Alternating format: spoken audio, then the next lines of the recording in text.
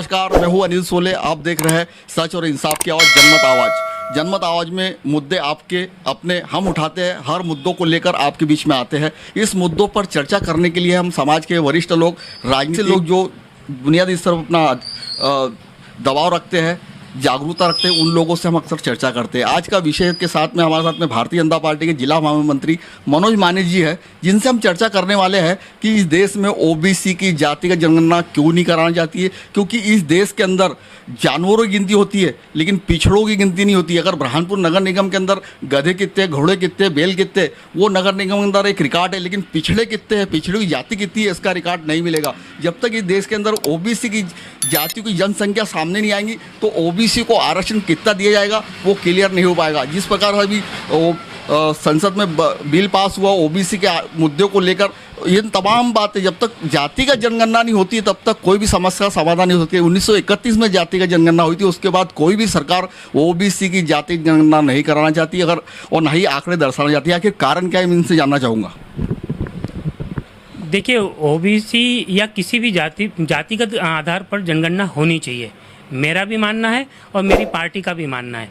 जातिगत आधार पर जनगणना होना चाहिए, क्योंकि जब तक हम जातिगत आधार पर जनगणना नहीं करेंगे तो हमें कैसे पता चलेगा कि जाति का हम लोग अब देश का विकास, समाजों का विकास, समाज का प्रत्येक जाति का के आधार पर उसका विकास किस प्रकार से हो सकता है, शासन की योजनाएं हम कैसे बना सकते हैं उस जाति के उत्थान के लिए, उसे सामाजिक रूप से न्याय दिलाने के लिए। तो मेरा यह मानना है और मेरी भारतीय जनता पार्टी का भी ये मानना है कि जातिगत आधार पर जनगणना होनी चाहिए और हर जाति का डाटा सरकार के पास आना चाहिए। सर, मैं ये जानना चाहूँगा कि आप बोल रहे हो जातिगत जनगणना होना चाहिए, लेकिन आर्टिकल 340 भारत के संविधान में डॉक्टर अम्बेडकर, बाबा साहब अम्बेडकर ने पहले ही दे के रखा है। फिर सरकारें इतने साल से उस संविधान पर अमल क्यों नहीं कर रही, आर्टिकल पे उसको लागू करके जातिगत जनगणना क्यों नहीं करा रही है? देखिए, ये तो सरकार में बैठे जनप्रतिनिधि के उसके सामने क्या समस्या है, क्या कारण है, ये तो वो बता पाएंगे। लेकिन भारतीय जनता पार्टी का स्पष्ट मत है और मेरा भी ये स्पष्ट मत है कि जातिगत आधार पर जनगणना होनी चाहिए ताकि हम समाजों का विकास कर पाए और उन्हें विकास के मार्ग पर उन समाज को आगे बढ़ा सके। सर, आप बोल रहे हो जातिगत जनगणना होना चाहिए, सरकार ही आपकी भारतीय जनता पार्टी केंद्र में और राज्य में सरकार आपकी है। जहाँ जातिगत जनगणना की अगर बात करें तो ओबीसी तमाम लीडर आज़ादी के बाद से ही ओबीसी की जातिगत जनगणना की मांग करते चले आ रहे हैं। जहाँ अगर देखे जाए तो बीच में सवर्णों को 10% आरक्षण, जबकि सवर्णों ने कभी 10% आरक्षण मांगा नहीं है, रातों रात आपने पार्लियामेंट में उसको पारित कर दिया। लेकिन पिछड़ों को जो आरक्षण है मध्य प्रदेश में 14% मिल रहा था, कमलनाथ ने उसको 27% करा, उसको लेके कोर्ट में चले गए। फिर भी ओबीसी की जनसंख्या के अनुपात में सरकार क्यों नहीं उसको लागू करवाना चाहती है? आखिर भाई कौन रोक रहा है? देखिए, जहाँ तक आरक्षण का मामला है तो भारतीय जनता पार्टी भी पिछड़े वर्ग को 27% आरक्षण देने के फेवर में है और मध्य प्रदेश की सरकार ओबीसी को 27% आरक्षण देने के लिए कोर्ट में पुरजोर कोशिश कर रही है। और हमारी सरकार ने, शिवराज सिंह चौहान जी ने आरक्षण के 27% आरक्षण के फेवर में हाई कोर्ट में बड़े वकीलों को लाने का फैसला किया। मैं ये जानना चाहूँगा कि शिवराज सिंह सरकार के मध्य में करीब 18-20 साल से भारतीय जनता पार्टी की सरकार रही है मध्य प्रदेश में। कमलनाथ जी आए तभी उन्होंने 27% करा, तो 18 साल से भारतीय जनता पार्टी को पिछड़ों की याद क्यों नहीं आई? देखिए, कमलनाथ जी ने जो किया ना, वो पिछड़ों के साथ में धोखा किया है।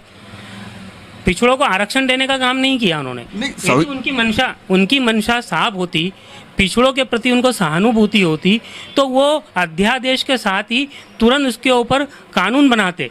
उसको लेकर हाई कोर्ट में स्वर्ण गए आपके खिलाफ में ओबीसी आरक्षण को लेकर, उन्होंने तो 27% कर दिया था। लेकिन 18 साल से मध्य प्रदेश में शिवराज सिंह की सरकार है और उन्होंने 14% ही ओबीसी को आरक्षण मिलता है, उसको 27 नहीं करा, जबकि केंद्र ने 27 करके रखा हुआ सुप्रीम अपने संवैधानिक अधिकार के आधार पर।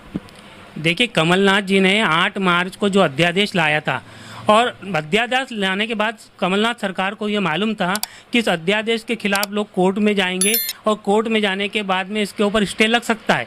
यदि कमलनाथ जी के मन में पिछड़ा वर्ग के लिए सहानुभूति होती या कुछ करने की बात होती तो वो केवल अध्यादेश तक रुकते नहीं, उसको कानूनी अमला पहनाते। लेकिन कमलनाथ जी ने 8 मार्च के बाद में अध्यादेश लाने के बाद में उसको कानूनी अमला पहनाने की जगह वो सोते रहे और उसके बाद सरकार भारतीय जनता पार्टी की आ गई। सरकार बाद में आई। 8 मार्च के बाद में 19 मार्च को हाई कोर्ट का फैसला आ गया, उसके ऊपर स्टे लग गया। नहीं सर, ये सर आपकी बात तो ठीक है अपनी जगह, लेकिन ये है कि कमलनाथ की सरकार 15 महीने रही, लेकिन 18-20 साल से भारतीय जनता पार्टी सरकार जो 14% 18-20 साल में 14% ही मिल पा रहा था ओबीसी को, उन्होंने भी बीजेपी ने भी ओबीसी को हक अधिकार दिलाने का प्रयास तक नहीं किया। आखिर हो जा क्या? नहीं, आप गलत बोल रहे हैं।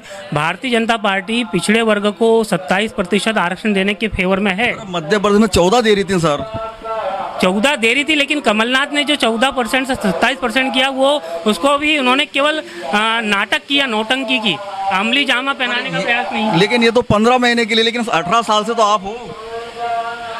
हम लोग प्रयास कर रहे हैं, कोर्ट में मामला है और 27% आरक्षण हम दिलाने के लिए भरपूर कोशिश कर रहे हैं। कमलनाथ का 27 का तो सरकार के 15 महीने के बाद वाला मामला, लेकिन आप 18-20 साल से मध्य प्रदेश में बीजेपी की सरकार है, आप मध्य प्रदेश में ओबीसी को सिर्फ 14% ही क्यों दे रहे थे, जबकि उनको 27% होना चाहिए था? देखिए, सरकार अपने तहत कार्रवाई कर रही थी, काम कर रही थी। तो 18 साल लग गए सर। नहीं, ऐसा नहीं है। हम समाज, जाति वर्ग में समाज को नहीं बांटना चाहते हैं। आरक्षण अगर आप जाति वर्ग में समाज को नहीं बांटना है तो फिर जिन्होंने जाति बनाई, फिर जाति के आधार पर जनगणना करने में क्या तकलीफ है? नहीं, जनगणना समाज के विकास के लिए हमें जब तक के डाटा नहीं मिलेगा जातिगत आधार पर, तो हम उसके लिए अच्छी योजनाएं नहीं बना पाएंगे। इसलिए समाज के विकास के लिए अच्छी योजनाएं बनाने के लिए, उस समाज को विकास का लाभ दिलाने के लिए जातिगत जनगणना होनी चाहिए। इसके फेवर में हम हैं। और रही बात आरक्षण की, तो मध्य प्रदेश की सरकार भी, भारतीय जनता पार्टी की सरकार पिछड़ा वर्ग को 27% आरक्षण दिलाने के लिए हाई कोर्ट में पुरजोर पैरवी कर रही है और हम निश्चित तौर पर इसमें कामयाब होंगे। सर, मैं ये जानना चाहूँगा कि ओबीसी जनसंख्या कितनी है? अगर ओबीसी जनसंख्या अगर ये माना जाए कि 52% है, तो क्या 52% के हिसाब से ओबीसी 27% आरक्षण सही है? देखिए, वो आप जो कह रहे हैं सही बात है कि 27% कम है, लेकिन सुप्रीम कोर्ट का आदेश है कि 50% आरक्षण की सीमा को लांघ नहीं सकते। इसलिए हमें कहीं ना कहीं हम लोग 27% आरक्षण। फिर केंद्र सरकार ने 10% स्वर्ण का आरक्षण किस आधार पे दिया? देखिए, जो सामान्य जाति की वर्ग है उसमें भी बहुत सारी जातियाँ, बहुत सारा वर्ग ऐसा है जो बहुत बेहद गरीब है। स्वर्ण की जनसंख्या ही 15% है, लेकिन फिर भी स्वर्णों को 10% आरक्षण आपने लोकसभा में रातों रात पारित कर दिया, जबकि ओबीसी देश में 52% के ऊपर है। आज भी वो 27 पे टिका हुआ है। मंडल कमीशन का जो लागू हुआ, तो उस समय मंडल कमीशन के विरोध में भारतीय जनता पार्टी के लीडर ही गए थे, तभी सरकार गिर गई थी। नहीं, हम विरोध में नहीं थे, लेकिन जिस प्रकार से वीपी सिंह की सरकार ने मंडल कमीशन लाया था और उसके पीछे जो उनका उद्देश्य था समाज में विघटन पैदा करने का, भारतीय जनता पार्टी उस विघटन की मानसिकता के खिलाफ थी। सर, कैसा विघटन? समाज को जातियों में बांटकर समाज को अगड़े और पिछड़े की राजनीति वीपी सिंह जी ने की थी उस समय, और भारतीय जनता पार्टी अगड़े और पिछड़े को विभाजित करके देश में जातियाँ किसने बनाई सर?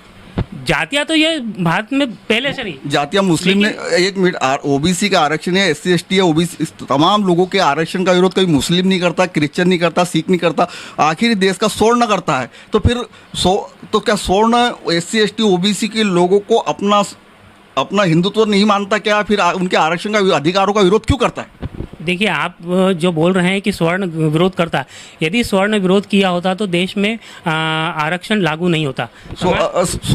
आरक्षण संविधान में आर्टिकल उन लोगों को दिया गया जो आर्थिक और सामाजिक इनके साथ में छुआछूत होती थी, उस आधार पर उनको आरक्षण दिया गया। तो अगर 27% के आरक्षण का जब कमलनाथ ने लागू किया था, उस समय स्वर्ण लोग सुप्रीम हाई कोर्ट में उसके खिलाफ में पिटीशन दायर नहीं। देखिए, इसको स्वर्ण और पिछड़ों के रूप में मत देखिए आप।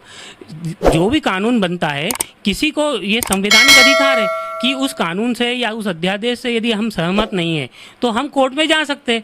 तो कुछ लोग कोर्ट में गए, हाई कोर्ट में गए, और तो उसको आप स्वर्ण के दृष्टि से मत लीजिए, वो व्यक्तिगत तौर पे गए थे। फिर ओबीसी को अगर उनके हक अधिकार संख्या के अनुपात में उनको अगर भागीदारी नहीं दी जा रही है, अगर उनके भागीदारी का अगर विरोध कर रहा है, तो आखिर विरोध जिस प्रकार से मुस्लिम धर्म वाले अन्य लोग उसका विरोध नहीं कर रहे, यही लोग उनका विरोध कर रहे हैं, आखिर उसके कुछ न कुछ तो कारण होगा। तो वो अपना नहीं मानते या उनको अपना नहीं है? नहीं नहीं, आप देखिए, जो लोग हाई कोर्ट में गए इस अध्यादेश के खिलाफ, वो स्वर्ण की मानसिकता लेकर नहीं गए, वो व्यक्तिगत रीट याचिका उन्होंने लगाई है। वो किसी जाति धर्म के आधार पर रीट याचिका नहीं सर लगी। सवर्णों को 10% आरक्षण दिया तो फिर किसी ने उनका कोई विरोध किया क्या? मैं वही तो बता रहा हूँ, इस देश की जो जनमानस है वो जाति धर्म में विश्वास नहीं रखता, वो विघटन में विश्वास नहीं जब रखता। इधर विरोध नहीं हुआ 10% का, तो फिर इधर 27% का विरोध क्यों? देखिए, ये व्यक्तिगत रीट याचिका लगी है, ये किसी वर्ग विशेष ने नहीं लगाई है, इसलिए व्यक्तिगत यदि याचिका लगी तो उसका फैसला हाई कोर्ट कर रहा है, तो उसमें हम किसी जाति धर्म को ब्लेम नहीं कर सकते। सर मोदी सरकार है तो उसको पार्लियामेंट में ही ओबीसी के अध्यादेश क्यों नहीं लाना चाह रही है? अभी हाई कोर्ट मामला कोर्ट में है, कोर्ट का डिसीजन आ जाए उसके बाद में सरकार। कोर्ट जो है संविधान की रक्षा करता है, संविधान कोर्ट के हिसाब से संविधान नहीं चलता। जब संविधान में आर्टिकल 340 की संख्या के अनुपात में ओबीसी को अधिकार मिलना चाहिए, तो फिर ये इसको लागू करने वाले भी केंद्र सरकार की जिम्मेदारी है ना। लेकिन सुप्रीम कोर्ट का आदेश है कि 50% आरक्षण से ज़्यादा नहीं हो सकता। अरे भैया, संविधान में है क्या ऐसा कुछ? ये संविधान में नहीं है, लेकिन सुप्रीम कोर्ट का फैसला भी तो मानना पड़ता है ना। सुप्रीम कोर्ट की जिम्मेदारी संविधान की रक्षा करना। तो सुप्रीम कोर्ट ने भी वही संविधान की रक्षा के तहत ही किया है कि आरक्षण की सीमा 50% क्या संविधान नहीं जाना चाहिए। क्या भारतीय संविधान में आर्टिकल 340 का मायने क्या है फिर? देखिए, जो जनसंख्या के आधार पर आरक्षण होना चाहिए, लेकिन उसकी अपनी एक सीमाएं हैं, सरकार उसके बारे में विचार करेंगी और फैसला करेंगी। सरकार भी संविधान और सुप्रीम कोर्ट भी संविधान के आधार पर ही चलेगा। जब संविधान में ही आर्टिकल 340 की संख्या के अनुपात में इन लोगों को हक अधिकार मिलना चाहिए, जैसे विधानसभा है, लोकसभा है, इसमें जिस प्रकार SC ST OBC को लोग, फिर इनके संख्या के में इनको भी भागीदारी क्यों नहीं? नहीं, सरकार तो फेवर में ना, 27% आरक्षण के फेवर में भारतीय कितने पार्टी मध्य प्रदेश की सरकार। कितने सांसद की सीटें आपके लिए रिजर्व है ओबीसी के लिए? कितने विधानसभा की सीटें रिजर्व है? आंकड़ा तो नहीं अभी बता पाऊंगा। कहा एक भी सीट बता दीजिए, है कुछ?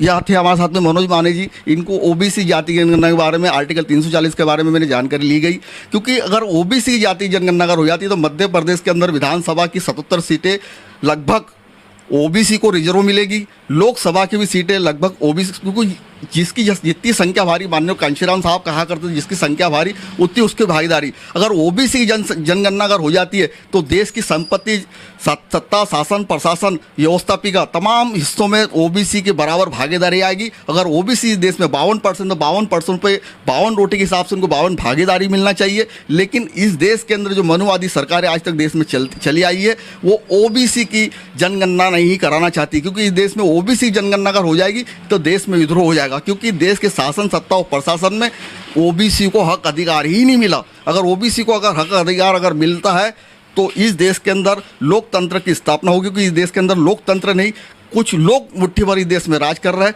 और शासन सत्ता पर वो लोग काबिज है। मैं अनिल सोले, इस देश के और भी जन मुद्दों को लेकर, आपके मुद्दे, अपने मुद्दों को लेकर हम चर्चा करते रहेंगे। और भी सर कुछ कहना चाहोगे आप इस मुद्दे पर? सर से और भी कुछ चर्चा यहाँ तक हम ले पाए, और भी और विषय को लेकर और मुद्दों को लेकर हम आपके बीच में आते रहेंगे। मैं अनिल सोले, देखते रहिए जनमत।